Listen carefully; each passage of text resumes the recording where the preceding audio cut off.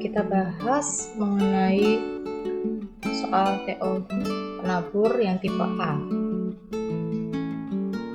Ya, nantinya yang perlu saya jelasin, tapi kalau yang nggak perlu boleh dilewatkan saja ya. Jadi cuman ya sekedar saja. Yang saya pikir kalian pastinya tahu nih, udah ngerti gitu ya. Jadi nggak usah saya jelaskan panjang lebar. Oke, kita mulai dari nomor 1. Nah, kalau melihat gambar ini kalian pastinya tahu dong ya nih gambar apa. Tadi saya masuk ke kelas sebelumnya sih mereka nggak tahu itu gambar apa. Coba Kalista, ini gambar apa? Ini kan protozoa. Apa namanya? Dari huruf T. Trypanosoma ya Bu. Iya, mantap ya.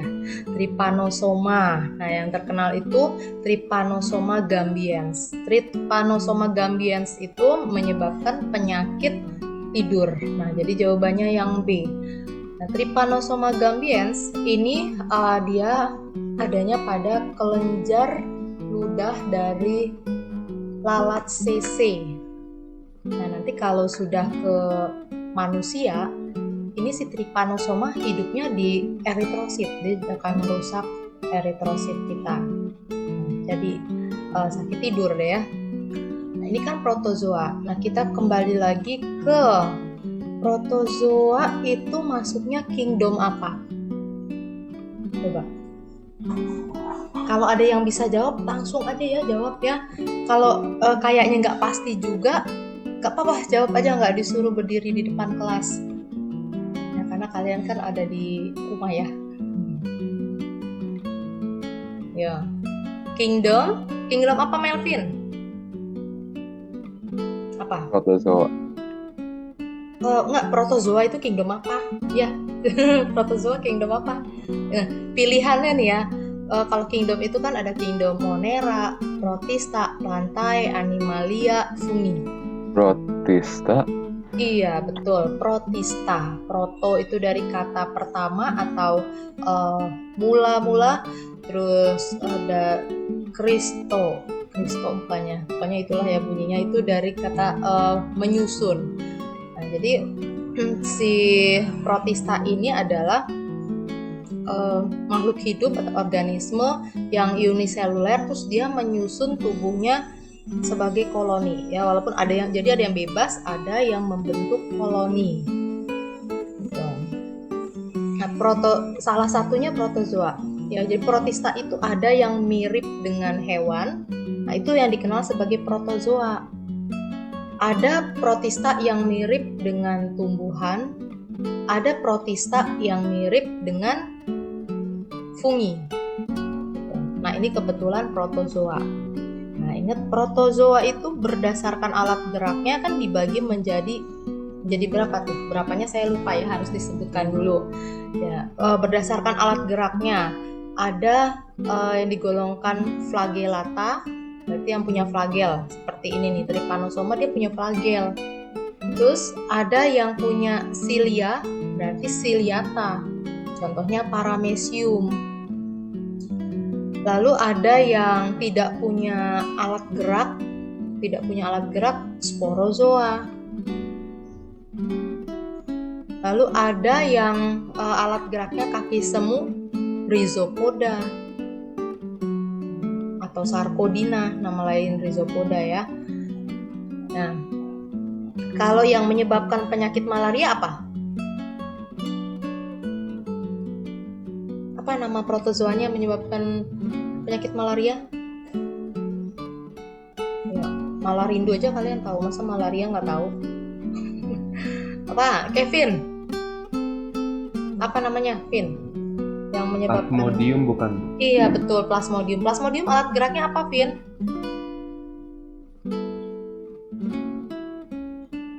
Apa alat geraknya? Pseudopodia. Masa berubah ya? Tidak punya alat gerak, Vin ya. Jadi Plasmodium itu tidak punya alat gerak. Jadi dia itu untuk pindah-pindah itu dia numpang. Ya, dia dibawa sama nyamuk, namanya nyamuk Anopheles. Ya, jadi si penyebab malaria itu dia termasuknya sporozoa karena tidak punya alat gerak. Lalu kalau menyebabkan penyakit tidur, nah ini Trypanosoma gambians ini dia flagellata karena punya flagel. Kalau yang menyebabkan penyakit disentri apa? Protozoa yang menyebabkan penyakit disentri. Ada yang hafal? Biasanya dari amuba gitu, entamuba. Florentia kayaknya tahu nih. Florentia. Apa namanya?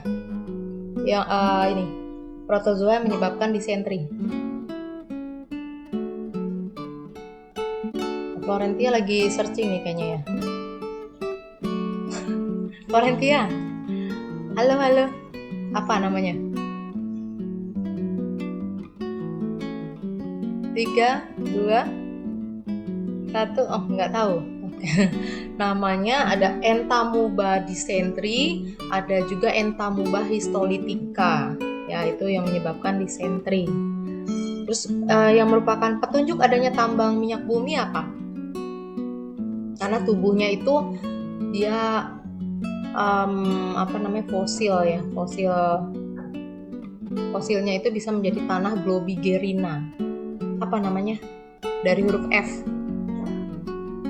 Apa yang Jelika? Petunjuk adanya tambang minyak bumi apa?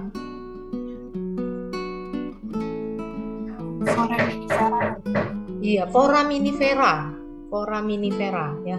Kalau untuk bahan penggosok apa nama protozoanya? Karena tubuhnya itu ya berupa silika. Jadi bisa sebagai bahan penggosok. Dari huruf R. Apa Katia?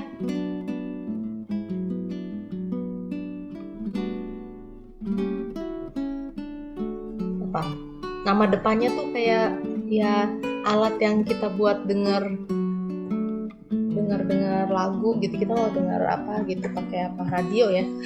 Radiolaria, Bu. Iya betul Katia, radiolaria. Nah itu di option ini biasanya ini adalah protozoa yang suka keluar di soal ya. Jadi minimal kalian tahu dari A sampai E itu personilnya apa saja. Bu, tadi yang foraminifera itu tanahnya fosilnya jadi tanah apa? Globigerina. Ini, Bu. Ya. Ya, untuk protozoa saya tidak usah panjang lebar. Nah, sekarang kita lanjut ke number 2. Adanya kelapa gading, kelapa hijau, kelapa hibrida merupakan keanekaragaman hayati tingkat. Nah, kalau pakai nama lokal, nama Indonesia, itu kalian mungkin agak bingung gitu ya. Tapi ini berdasarkan wawasan aja biasanya ya. Ini sama-sama kelapa, ya sejenis. Ini satu spesies. Nah, kalau dalam satu spesies, kok ternyata buahnya beda ya warnanya, rasanya beda. Nah, berarti perbedaan itu adalah keanekaragaman di tingkat apa? Di sini sudah ada jawabannya ya, sebenarnya tingkat gen. Jadi syaratnya untuk yang tingkat gen adalah makhluk hidup itu satu spesies. Nah, kalau di soal itu nama spesiesnya atau nama latinnya itu tercantum, kalian akan mudah mungkin ya memilihnya antara keanekaragaman tingkat gen atau spesies. Kalau nama latinnya benar-benar sama, pasti itu tingkat gen. Ya. Nah, ini saya sudah cek nih, kelapa gading, kelapa hijau, kelapa hibrida, nama latinnya sama-sama Cocos nucifera. Kalau nggak percaya kalian lihat saja ya, Cocos nucifera.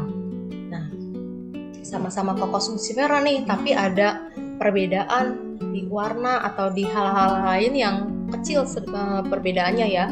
Berarti itu keanekaragaman di tingkat gen. Nah, kalau tadi kan syaratnya satu spesies. Apa sih syaratnya suatu makhluk hidup dikatakan itu satu spesies. Jadi ada dua organisme dikatakan spesies yang sama jika gimana? Jika gimana, Yuvens? Ya Bu. Dikatakan spesies yang sama nih dua organisme jika bagaimana?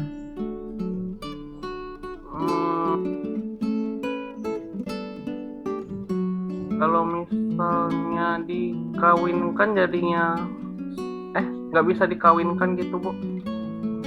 Yang satu spesies nggak bisa dikawinkan? Bisa Bu, tapi nanti jadi mandul kalau nggak salah Bu. Oh, itu yang beda spesies ya gitu kan? Ya oke, betul yang Yuvens bilang.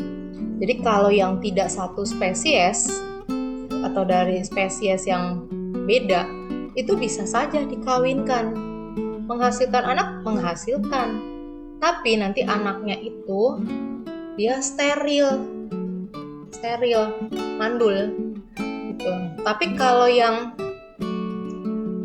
satu spesies itu kalau dikawinkan nanti keturunannya itu akan fertil, jadi bisa dikawinkan lagi, bisa terus gitu ya. Tapi bukan berarti kalau misalnya manusia nih ya sudah lama nikah terus nggak punya anak juga 8 tahun 10 tahun, bukan berarti beda spesies ya. Itu ya pasti berbagai kendala lah gitu ya. Oke, jadi kalau ada soal seperti ini, jangan coba-coba kalian pilih C dan D, karena nggak mungkin. Kalau kalian pilih C dan D berarti benar-benar nggak ngerti soal ini, karena tingkat keanekaragaman itu cuma 3 macam ya, cuma tingkat gen, spesies, dan ekosistem. Kalau keanekaragaman ekosistem kan sudah jelas ya, nggak akan ketukar dengan yang lainnya. Ada ekosistem hutan hujan tropis, ada ekosistem gurun, ekosistem hutan lindung, ekosistem laut. Udah jelas perbedaannya antara satu ekosistem dengan ekosistem yang lain. Tapi kalau keanekaragaman gen dan spesies ini yang suka kita terbolak, suka ketukar-tukar gitu ya. Ini tergantung dari wawasan juga. Nah, coba sekarang saya tanya, kalau mawar merah sama mawar putih itu kan beda ya, beda warna. Berarti perbedaannya itu adalah keanekaragaman tingkat apa, Ricci? Udah lama saya nggak pernah manggil Ricci. Tingkat apa, Ricci? Halo Ricci. Halo Valentino Ricci. Valentino 1. Valentino 2. Valentino, saya mesti nyanyi kali ya. Ya udah Aldrich deh. Aldrich. Valentino nggak dengar saya, mungkin lagi dengar yang lain. Terusnya nanya apa sih? Iya, tadi mawar tadi Aldrich. Mawar merah dan mawar putih itu keanekaragaman tingkat apa?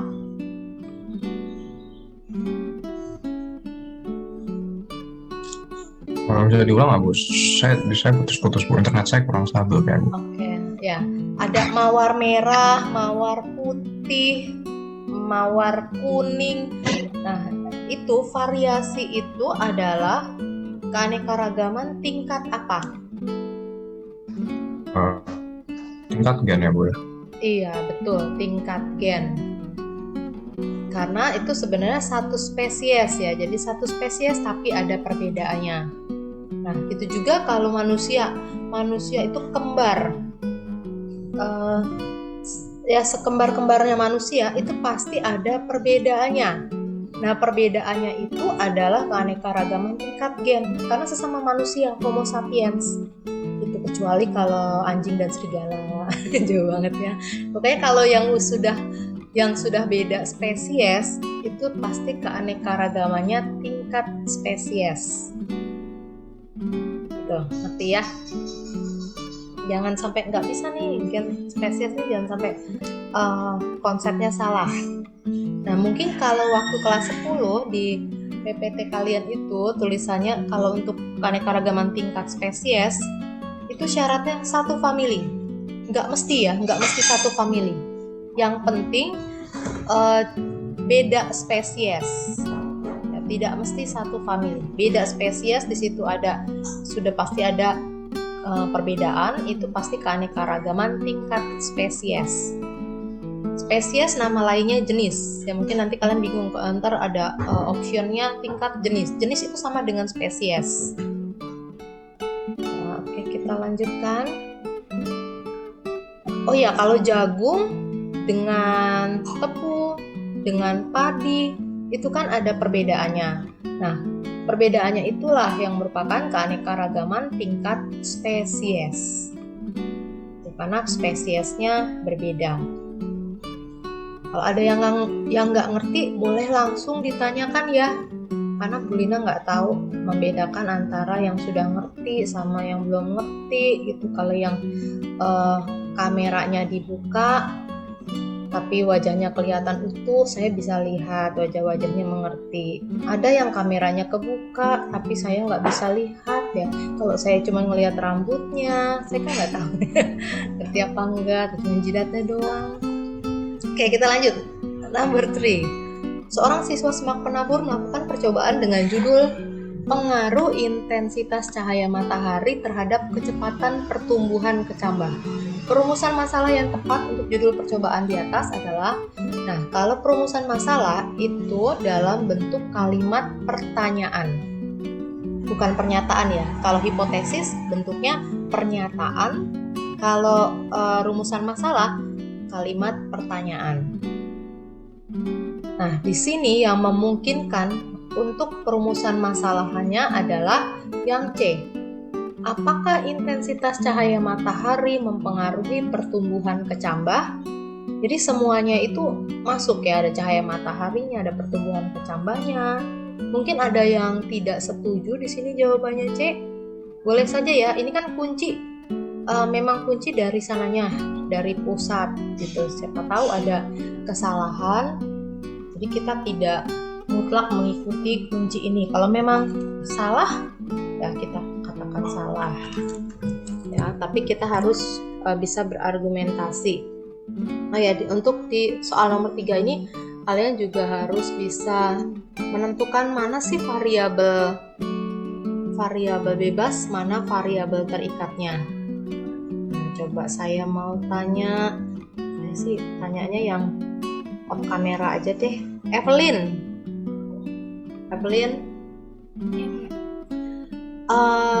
untuk di nomor 3 dengan judul praktikum seperti itu, yang merupakan variabel bebasnya yang mana ya? Ini dari pengaruh intensitas cahaya matahari bla bla bla ini, yang merupakan variabel bebas yang mana? Cahaya mataharinya ya Bu?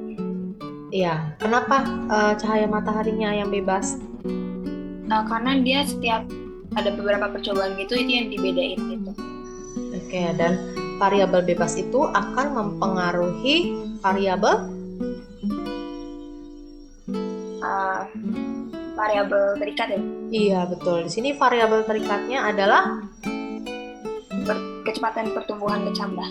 Iya, oke, makasih Evelyn. Berarti kamu sudah ngerti ya. Jadi kalau variabel bebas itu kalau diubah-ubah, dia akan mengubah variabel terikat.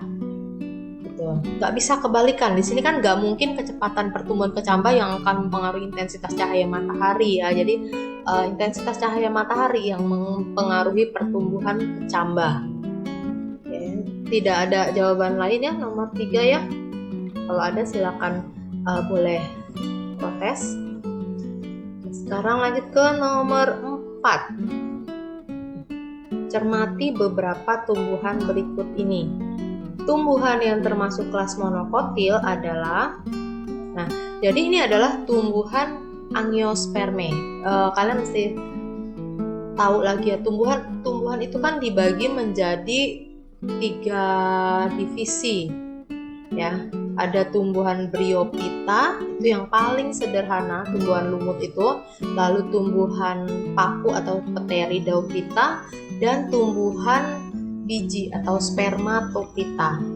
Nah, untuk tumbuhan spermatophyta itu ada yang gymnospermae, ada yang angiospermae. Angiospermae itu yang berbiji tertutup. Nah, untuk angiospermae dibagi menjadi dua kelas, monokotil dan dikotil. Ya, jadi ini kelas monokotil adalah tumbuhan angiospermae.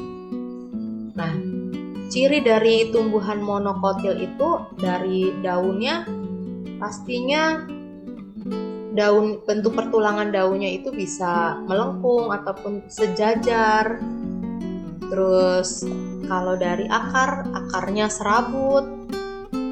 Dari apalagi kotiledonnya cuma satu. Nah, itu kalau kita buka itu lembaganya itu cuma punya satu daun lembaga. Terus apanya lagi? Oh, bunganya. Kalau jumlah bunganya berapa, Stefan? Jumlah mahkota bunganya kalau untuk tumbuhan monokotil. 3 ya, kelipatannya. 3 atau kelipatannya. Gitu ya, 3 atau kelipatannya. Sedangkan tumbuhan dikotil berapa, Stevi? Jumlah mahkota bunganya. Stevi. 5 ya, Bu. Berapa? 5. Bukan cuma 5, 2, 3, 5 atau kelipatannya. Gitu ya. Nah, di sini yang termasuk kelas monokotil sudah pasti padi ya, dari daunnya saja sudah begitu ya, melengkung. Lalu anggrek dan juga jahe. Mudah-mudahan kalian tahu ya tanaman jahe itu kayak gimana ya. Tanaman jahe itu ya kayak kunyit juga. Jadi 1, 3, 4. Ya, 1, 3, 4. Nah, lanjut ke tumbuhan. Jadi kayaknya di TO ini banyak soal mengenai tumbuhan ya. Nah, terutama kalau untuk Bryophyta dan Pteridophyta itu metagenesisnya, siklus hidupnya. Nah, ini kita lihat daur hidup Bryophyta. Tumbuhan lumut itu yang kita lihat ya, itu berarti yang dominannya. Yang dominannya itu fase apa sih? Michael Nathan? Halo Michael Nathan? Michael. 3, 2, 1. Michael lagi ke toilet kali ya. Nadia Anditio. Nadia, tumbuhan lumut yang dominan itu fase apa? Gametofit atau fase sporofit? Sporofit dulu. Sporofit. Gametofit. Ya, jadi fase gametofit. Jadi tumbuhan lumut itu yang akan menghasilkan gamet. Ya, archegonium dan jadi ada archegonium, ada antheridium. Nah, kita kan kalau ngeliat lumut itu kan langsung kelihatan yang ijo-ijo gitu kan biasanya. Nah, itu merupakan fase gametofit. Kalau fase sporofitnya bagian yang ujungnya ini nih, yang atas ini. Tangkai ada kepalanya. Ini yang namanya sporogonium. Ini fase sporofitnya. Fase sporofit dari tumbuhan lumut ini jarang munculnya. Jadi waktunya sangat pendek. Jadi kalau yang ada sepanjang hayatnya si lumut ya. Jadi tumbuhan lumut itu sendiri yang bagian ininya. Gitu. Sedangkan bagian yang sporogoniumnya kadang ada, kadang nggak ada. Inilah bagian sporogoniumnya ini yang bagian menghasilkan spora. Ya, melalui pembelahan meiosis, lalu kebuka nih kaliteranya, operkulumnya, keluarlah spora yang sudah matang. Nah, sporanya ini kalau jatuh di tempat yang cocok itu yang lembab, kurang sinar matahari, terus juga tanahnya cenderung asam, itu akan tumbuh nih. Si spora ini dia akan berkecambah. Nah, kecambahnya tumbuhan lumut namanya apa? Namanya saya mau tanya Ingrid. Ya, Bu. Sporanya tumbuhan lumut namanya apa? Sporanya, kecambah, sorry. Kecambahnya tumbuhan lumut namanya apa? Ini yang X ini. Jadi dari spora terus dia tumbuh. Nah, itu yang namanya kecambah. Namanya apa itu yang X ini? Protonema. Iya, betul, protonema. Kalau kecambahnya tumbuhan paku apa?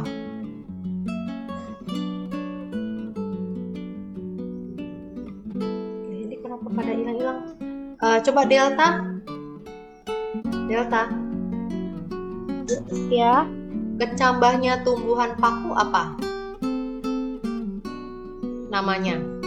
Kalau tadi lumut kan kecambahnya namanya protonema. Kalau paku namanya, jadi misalnya ini sporanya paku terus dia tumbuh, nah itu namanya kecambah. Nah kalau pada tumbuhan paku nama kecambahnya protalium. Iya betul, protalium. Jadi namanya protalium. Nah ini kita lagi belajar lumut. Ya, jadi spora dia berkecambah menjadi protonema. Terus protonema ini kan akan tumbuh tuh menjadi tumbuhan lumut. Nah, jadi ada tumbuhan lumut jantan, ada tumbuhan lumut betina. Kenapa tahu ini jantan, ini betina? Dilihat dari kelanjutannya nih. Ya, jadi kalau kita cuma ngeliat gambar ini aja, kita nggak tahu bedainya. Tapi di sini kita lihat bahwa bagian yang ini dia akan mengeluarkan sesuatu dan pindah ke sebelahnya. Nah, pasti ini yang jantan dong. Gitu ya. Kalau yang jantan berarti penghasil spermatozoa. Nah, berarti ini namanya antheridium ya. Nah, jadi ini antheridium.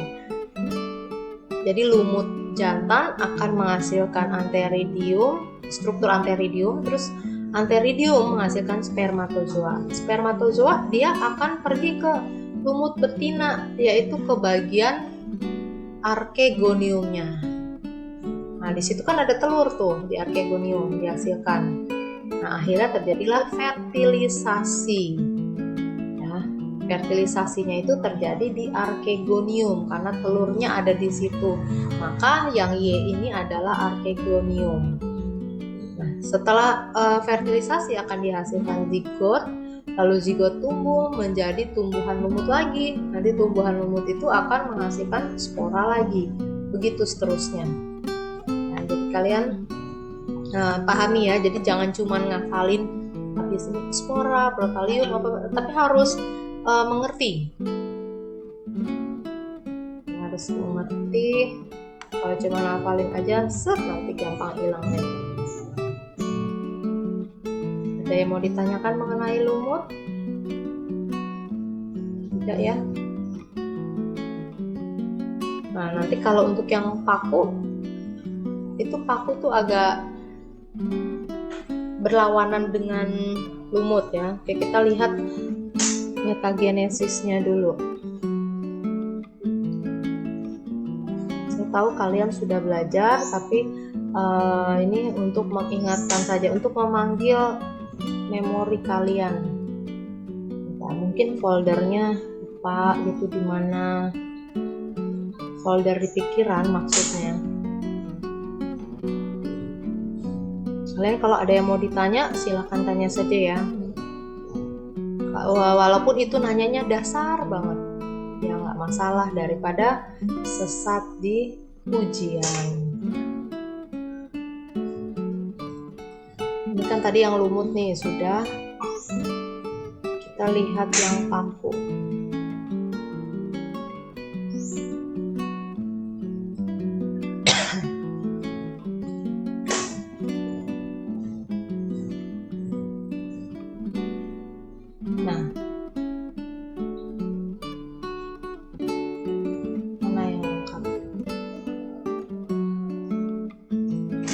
Ini untuk metagenesis tumbuhan paku.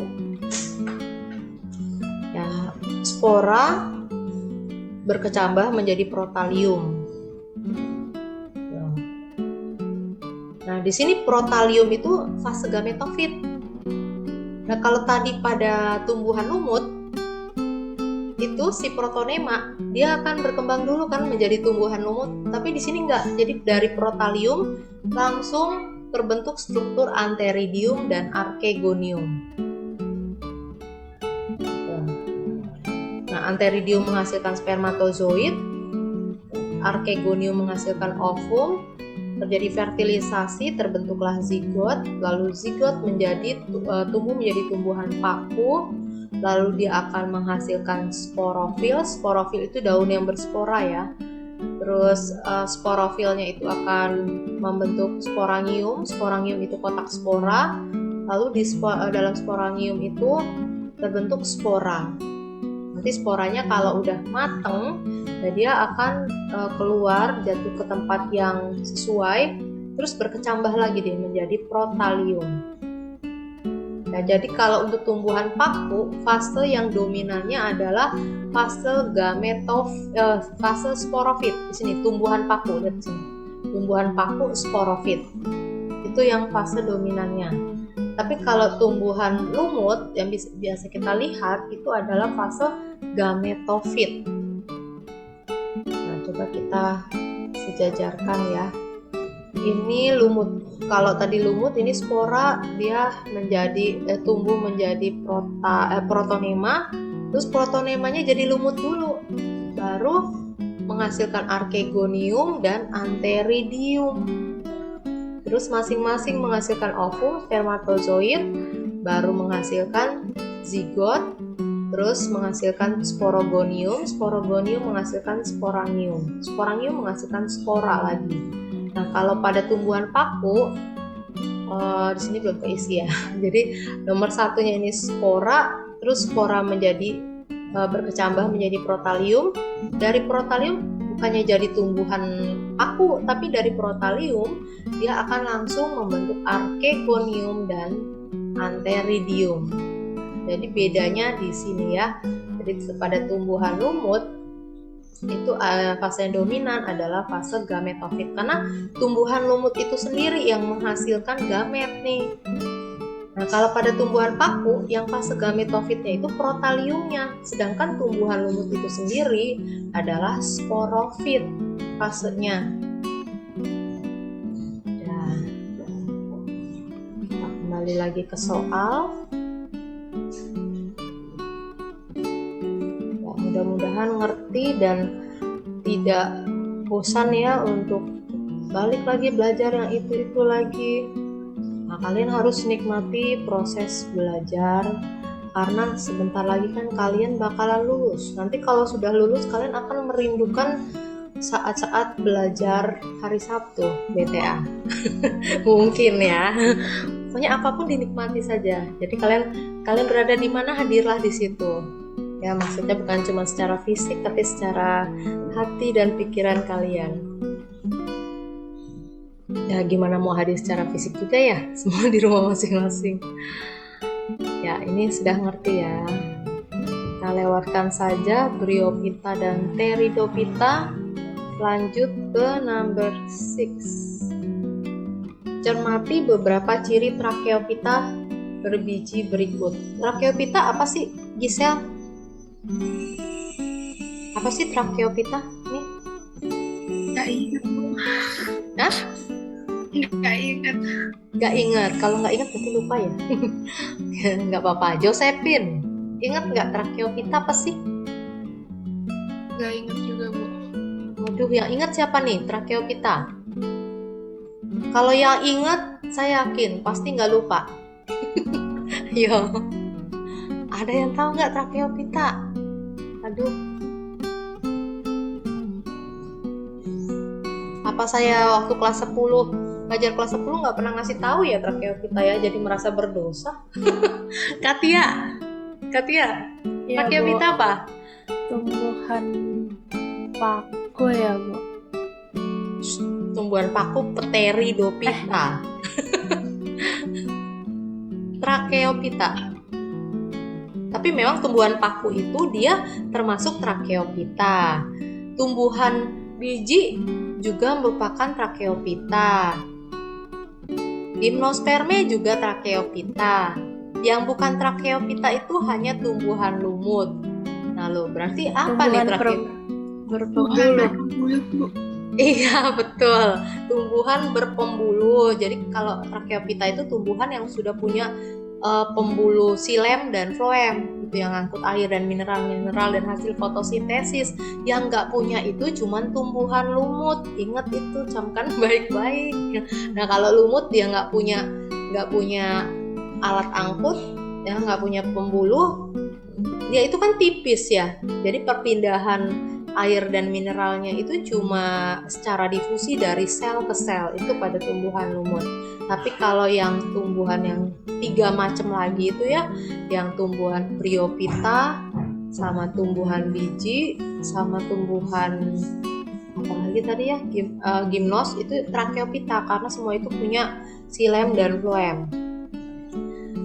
Nah, di sini pertanyaannya, ciri khas Gymnosperme yang membedakannya dari Angiosperme adalah, nah, Gymnosperme sama Angiosperme ini adalah tumbuhan berbunga ya, spermatophyta. Jadi spermatophyta ada Gymnos, ada Angios. Gymnos itu yang bakal bijinya itu nggak ada daun buahnya. Jadi di luar lah gitu ya, bijinya nggak ada pelindungnya lagi. Terus ciri dari Gymnos ini dia punya strobilus. Itu loh strobilus yang bentuknya kerucut itu ya, konus-konus itu biasa kalau Natalan itu dipakai buat aksesoris pohon Natal. Itu strobilus. Kayak pohon pinus dia ada strobilusnya, melinjo ada strobilusnya. Itu adalah tanaman Gymnosperme. Nah, kalau Angiosperme ini tanaman yang biasanya tanaman buah-buahan yang biasa kita makan, ya mangga, pepaya, dan sebagainya. Ya, jadi untuk jawaban ini adalah yang B, benar nggak? 1, bakal biji tidak dilindungi daun buah, lalu bakal biji tersusun dalam strobilus. Oke, 1 dan 3 ya, betul ya. Ibu berarti Jadi nomor ada 4 itu buat dua-duanya kan ya? Bagaimana? Nomor 4 itu berarti buat dua-duanya kan ya? Iya, betul. Makanya kenapa nomor 4 nggak dipilih, karena Gymnosperme sama Angiosperme itu sama-sama tumbuhan berbunga, sama-sama spermatophyta. Nah, yang jadi ciri khasnya yang membedakan Gymnosperme dengan Angiosperme hanya nomor 1 dan 3. Nah, kalau nomor 2 apa sih? Termasuk tumbuhan berkormus. Berkormus atau kormofita. Itu artinya apa, kormofita atau berkormus? Oh, saya kira ada yang jawab lewat chat, nggak taunya izin ke toilet, silakan. Yang apa maksudnya nih, tumbuhan berkormus? Tumbuhan yang ada batang. Ada batang doang? Akar dan daun jelas. Iya, betul, Gisel. Jadi ada jelas akar, batang, daunnya. Itu namanya tumbuhan berkormus atau kormofita. Nah, kalau yang kayak jadi kormofita ya, kalau yang jelas akar, batang, daunnya. Berarti kalau lumut itu ada yang bukan kormofita, ada yang berupa talus-talus. Tapi kalau lumutnya lumut daun itu dia peralihan ya. Jadi lumut itu sih peralihan.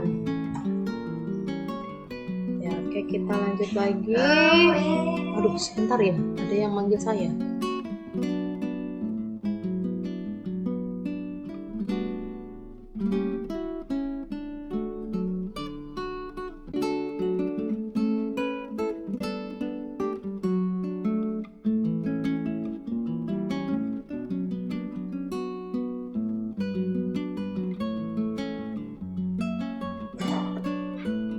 Ya, jadi bahan yang tumbuhan lumayan banyak ini.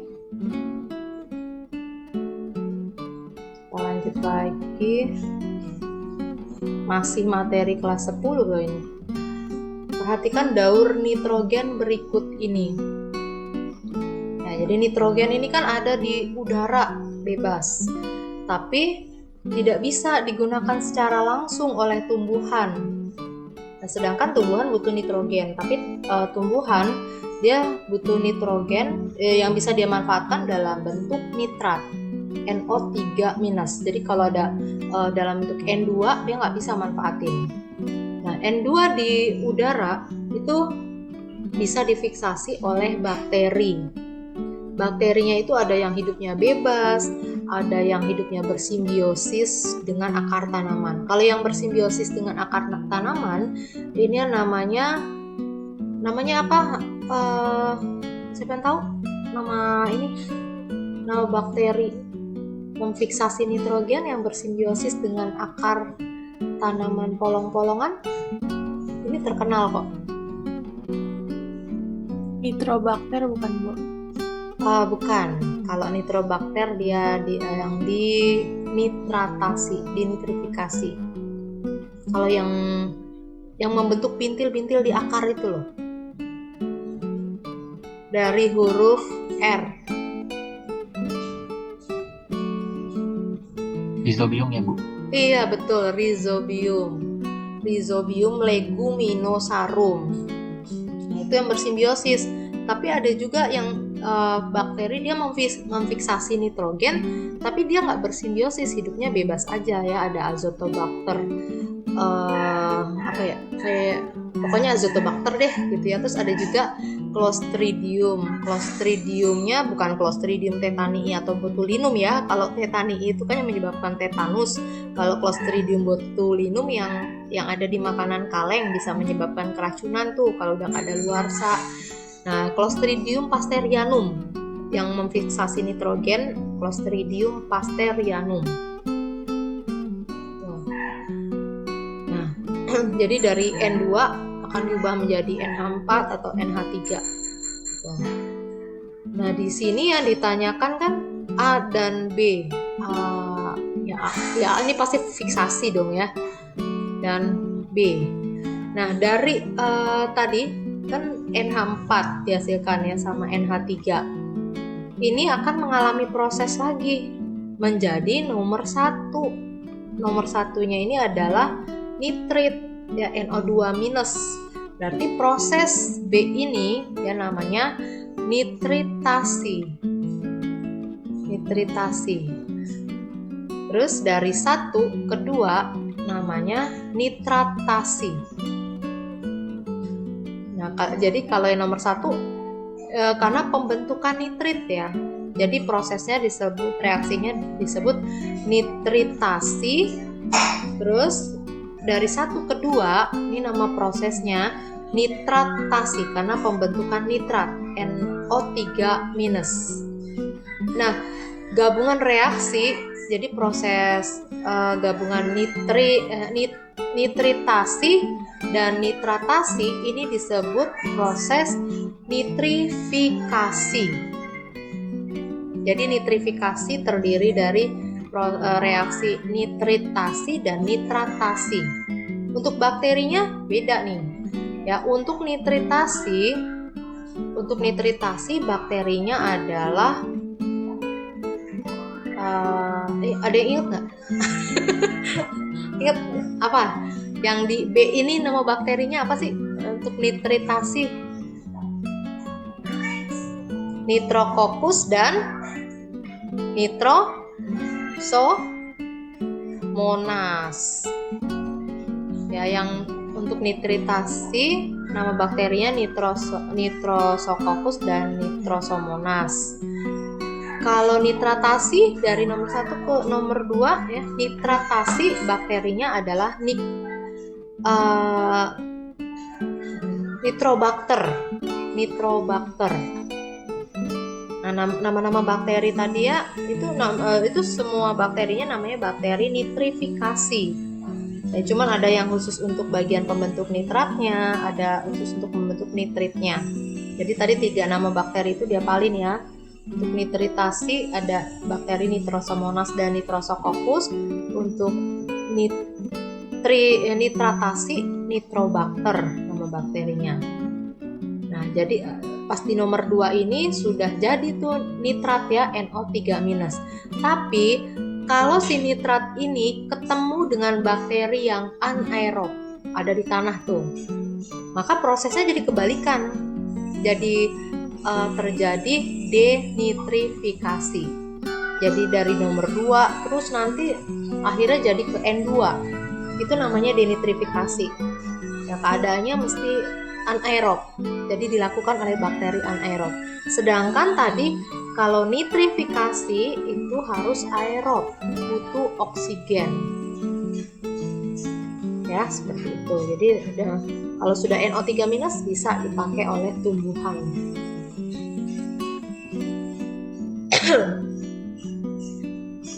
Wah, 10 menit lagi. Ya, kita sudah 7 soal. Kita nggak usah buru-buru, kan di sini kunci jawabannya di sini sudah ada. Yang penting penjelasannya aja ya. Nomor 8. Kalau yang lingkungan-lingkungan gini sih saya nggak usah panjang lebar jelasinnya ya. Pembakaran bahan bakar fosil untuk berbagai kepentingan dapat menyebabkan terjadinya pencemaran. Dampak yang ditimbulkan, sebentar, anak saya ribut banget ini, kencengan dia.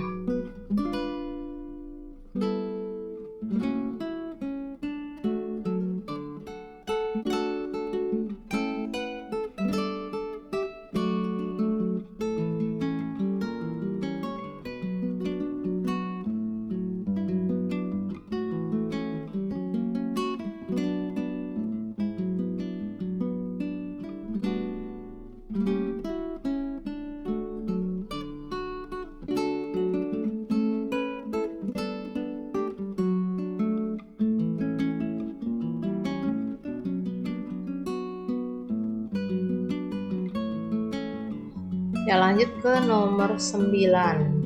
Ya, di sini ada kok nomor 9? Sorry, nomor 8 tadi ya? Masih nomor 8 kok 9. Dampak yang ditimbulkan dan cara penanggulangan yang tepat akibat pembakaran bahan bakar fosil yang meningkat adalah, jadi kalau terjadi kalau pembakaran bahan bakar fosil itu kan nanti kan ada CO-nya makin banyak, CO2-nya makin banyak, akhirnya menyebabkan panas ya, pemanasan global. Terus penanggulangannya itu dengan nanam banyak pohon ya, reboisasi, karena pohon itu dia akan berfungsi sebagai paru-paru dunia ya, paru-paru lingkungan. Dia akan mengambil CO2 ya, pokoknya karbon-karbon itu akan dia gunakan ya, dimanfaatkan. Yang B, penipisan lapisan ozon dan mengurangi pemakaian freon. Oke. Ya pasti yang A nih ya.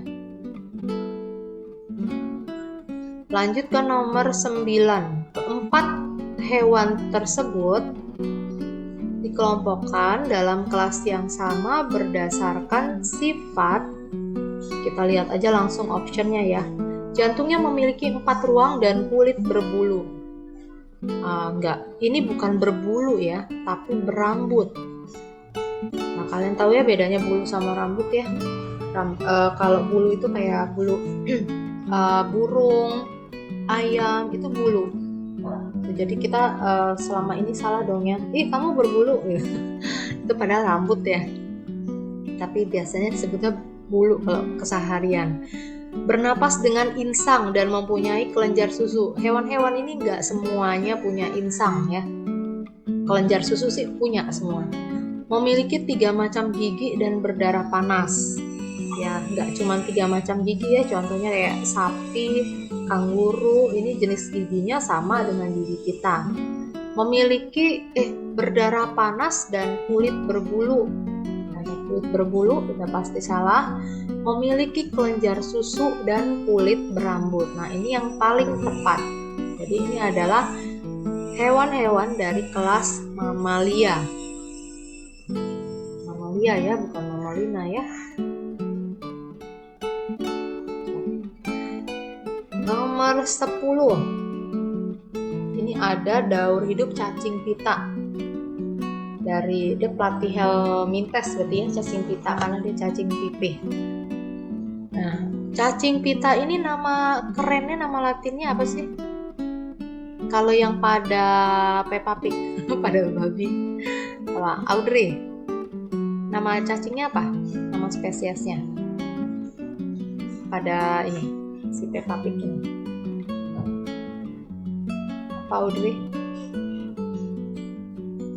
Dari huruf T, Audrey.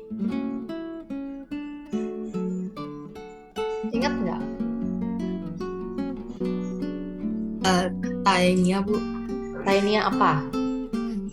Taenia solium. Iya, betul. Taenia solium.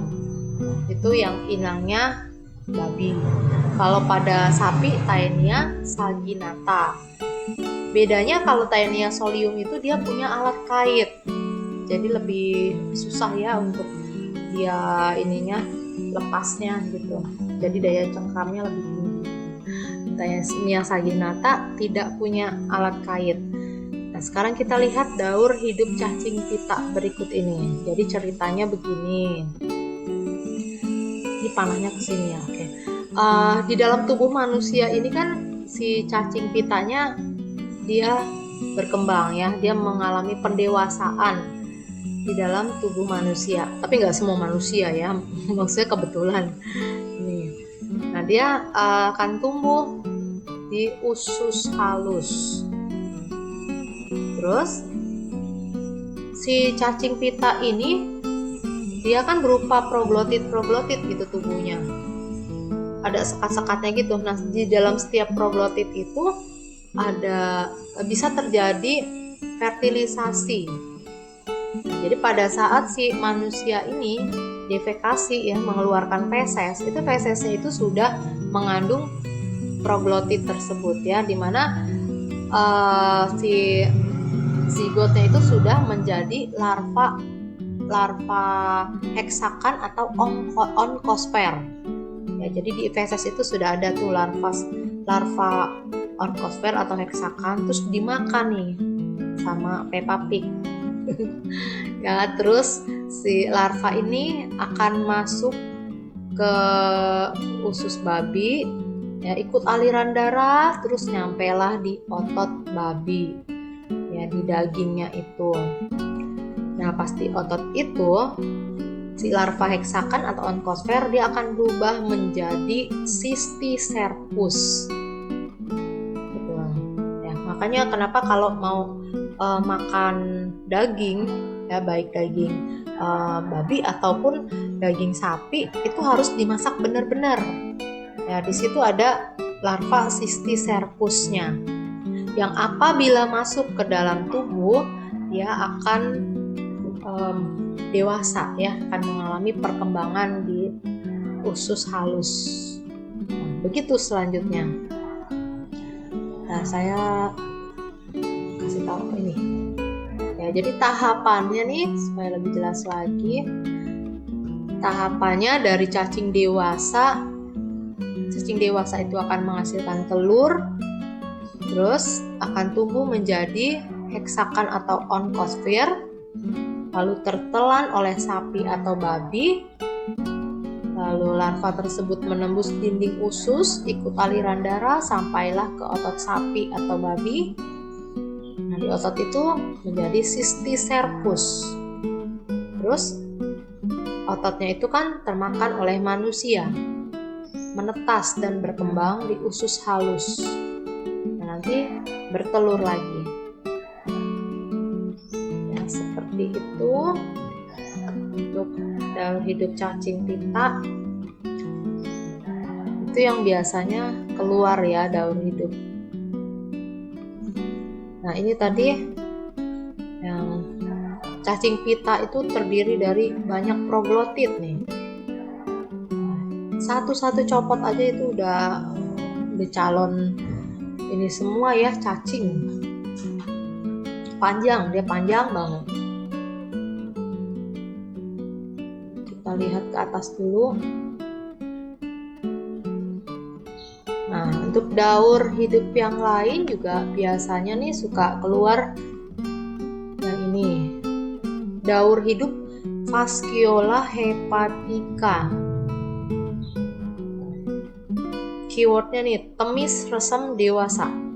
Saya kalau keyword malah lupa. Selain itu sistem dewasa, terus saya orangnya mesti ngerti dulu baru bisa hafal. Kalau pakai kata-kata yang begitu ya harus yang benar-benar bikin sendiri.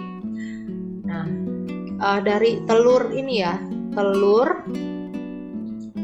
telur yang ada di fesesnya hewan ini, dia akan tumbuh menjadi Miracidium. Miracidium itu larva yang bersilia. Terus Miracidium ini masuk ke dalam tubuh siput. Di dalam tubuh siput akan berkembang menjadi redia, menjadi sporkista, redia, terus serkaria. Nah, kalau yang namanya serkaria itu yang sudah punya alat gerak. Jadi serkaria keluar dari siput menuju ke air, terus menuju ke rumput, dia akan menjadi metaserkaria. Terus rumputnya itu akan dimakan oleh hewan ternak, tumbuh menjadi cacing dewasa, terus bertelur lagi deh. Ya, gitu. Coba saya lihat ke atas lagi, apakah yang biasanya suka ditanya daur-daurnya. Ke atas sudah. Ini kelas 10 juga saya sudah pernah kasih ini ya.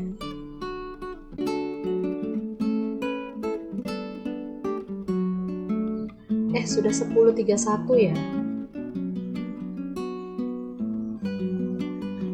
Nah, sedikit lagi deh ya.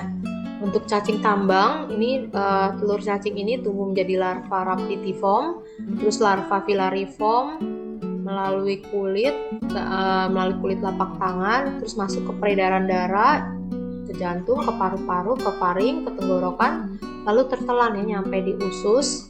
Lalu larva akan berkembang menjadi cacing dewasa, terus akan bertelur. Nah, kita cuma sampai jam 10.30 kan?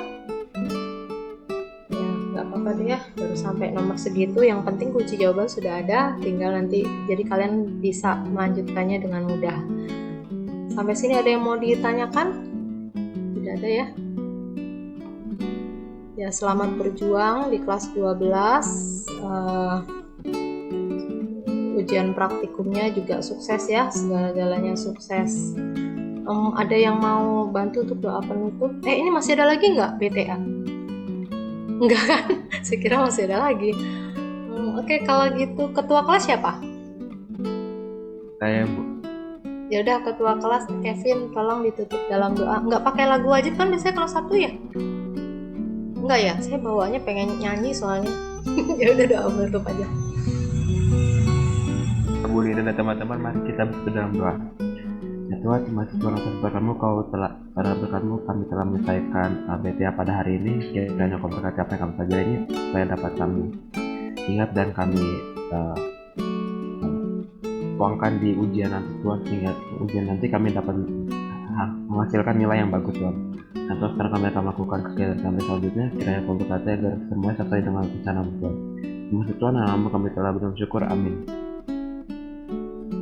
Makasih Kevin, sukses ya buat semuanya. God bless you, happy weekend, jaga protokol kesehatan. Ya, bye.